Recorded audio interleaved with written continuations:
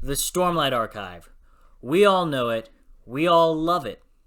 Unless you're crazy. In which case, I feel bad for you. I mean, I'm crazy, but I love it.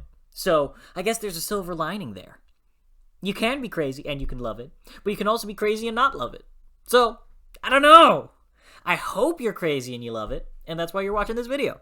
Anyways, here are the 5 reasons why I believe that the Stormlight Archive is so great. Why it is one of the greatest fantasy series of all time, and I don't really know how many things will be able to overcome it.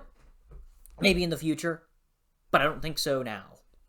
Anyways, let's talk about it. The first reason, I believe, is the focus on the individual's relationships, on their struggles.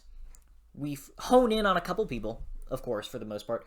Dalinar, Shallan, and Kaladin are our main trio in The Way of Kings. I don't know why I have grabbed... Oh, yes, I do.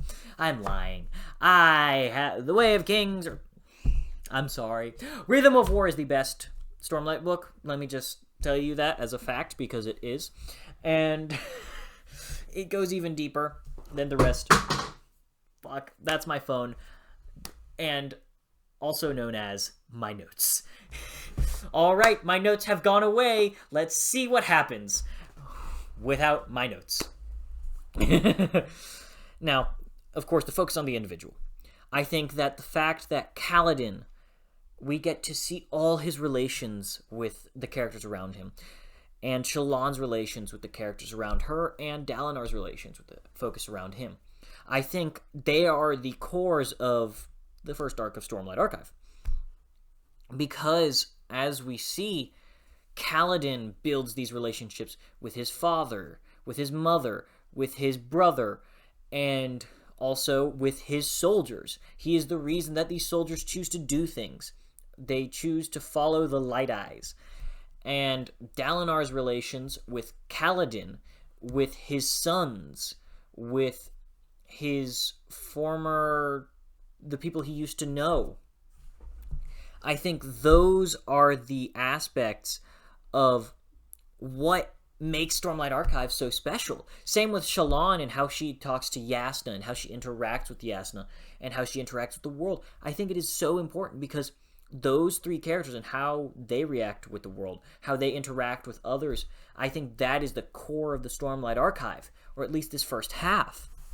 It is the individual and how they relate to the world, how they relate to others. And I think that is it's such an integral part to what makes the Stormlight Archive the Stormlight Archive. Because while it is this grand epic, it is still, at the end of the day, a personal narrative between Kaladin, Shallan, and Dalinar and their wants and desires. And that leads into my second point, mental illness. The depiction of mental illness in this series is just brilliant.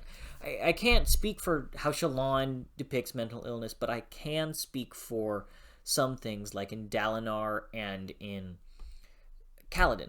Kaladin's form of depression is it hits hard, and I love how it is depicted. I really want to reread The Way of Kings soon, but I won't. I might do it next year. I don't think I did it this year. I don't think I reread any Stormlight book this year. But I might do it next year. Who knows? There's only so much time in the world, you know? But the way Dalinar has to stand up... Ooh. I don't want to spoil things. But the way Dalinar has to deal with problems in his past and how these things have come into the forefront of his thoughts and his regrets for things that he has done in the past. And Kaladin's regrets, how he feels like a failure, how he deals with his depression. And I think that the way these things are handled, same with Shallan and her trying to escape her own, her own problems, her own traumas. And there's actually a really wonderful short. Unless you have read Words of Radiance, don't look this up, but it takes this song that's Repress It! Like, it takes the Ghostbusters song, remixes it into Repress It, rather than Who You Gonna Call Ghostbusters. And it turns Ghostbusters into Repress It. It's so good. Look it up for Shallan. if you've read Words of Radiance. After that, you can do that. But if you haven't read all of Words of Radiance, be careful, that's a spoiler. A little bit. Not a major spoiler, but a little bit. And the way that all three of these characters interact with the world, how they deal with their own problems, is another integral part of this story. It is the focus on these characters, their problems with themselves and the problems with the world, how they fight society, the class structure that they have, how they fight the demons within themselves. And I think that it also leads to another aspect, the ideals, the magic system. Holy shit! Isn't that so cool? That you are bound to a set of rules that you have for yourself. So these rules are who you want to be. And breaking these things, breaking the wants of yourself, the best form of yourself, the rules that would create you, or that would force you into becoming the best form of yourself, it forces you to maintain these boundaries, or else you could hurt your friend, your friend. And man, it's so good. It's just, without it, how could the Stormlight Archive function? It is so brilliant that how can you not love the ideals? Excuse me. The ideals are so good. Because of the way they say, it is your boundaries that you are setting for yourself, but there is a consequence for breaking your own boundaries. These boundaries are imposed onto you by you, and these boundaries, you know where the walls are because you're making them yourselves. These ideals are vague enough that you create the laws in your own head. And I love that so much, because it's saying, I know what the laws are, or what the boundaries are. And if I break those boundaries, I'm going to hurt my friends. I love it so much. And now for the fourth aspect, the world. Are you kidding me?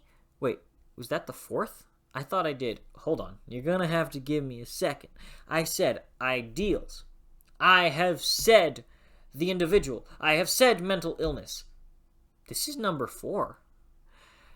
Damn it! My notes were so useful. Anyways, number 4 is the world.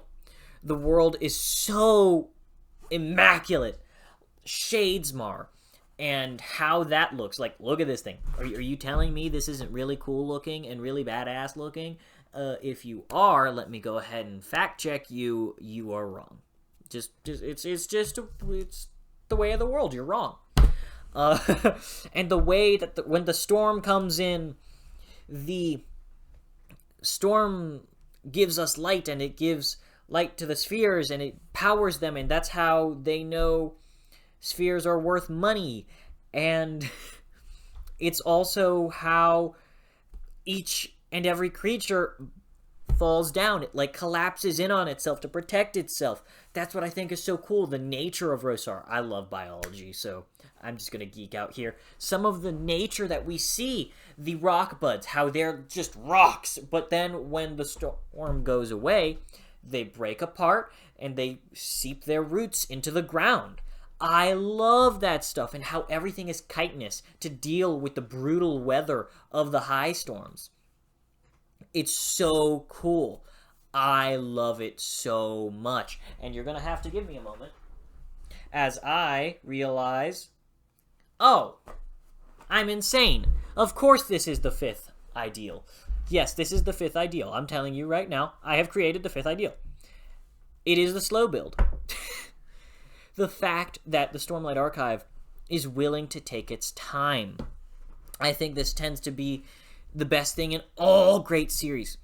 It will take you in these small moments. It will show you these small moments of a human's life and how they play with the world, how they interact with it, how they make jokes, how they do everything, how they wash their teeth, how they take a bath, And these aren't actual events, but I think that having events that are that minor, that insignificant in life, tells you a little bit about a person, their idiosyncrasies, and by doing that, it makes us more attached to the characters, but also by showing us how these characters deal with everyday life in this other world, it further builds out the world.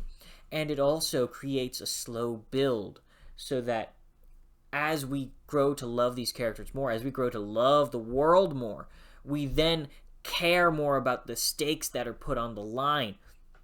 If the world is at stake, we are more willing to care that the world is at stake. If our characters are at stake, we are more willing to care that our characters are at stake.